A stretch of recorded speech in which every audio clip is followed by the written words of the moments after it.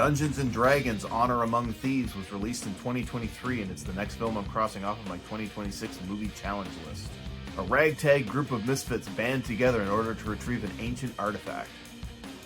It's probably the most bare-bones plot description I think I've ever given so far, but there are so many different elements and layers to this story, I feel like that's the best without spoiling too much. So I feel like I should preface this review by saying that I've never actually played D&D. It's not the style of gaming that I'm into personally. So I went into this more as a fan of fantasy stories than anything else. But that actually leads me to the first of this film's many strong points.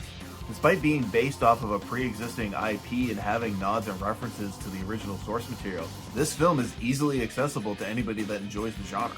Taken at face value for being a medieval fantasy adventure film, this is a very fun movie. The characters are likable, and the actors portraying them seem to be having a lot of fun while doing so. The film also does a very good job at balancing humorous moments and emotional ones. The emotional moments never feel like, we need a dramatic beat, so here's this scene, and they're not overplayed either. And the comedy never detracts from the emotional moments, even when being used in those scenes.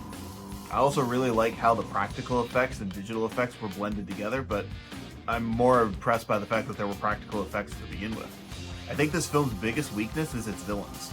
There are two of them, and one of them is played really well and very fun, but isn't expanded on more than just they're greedy.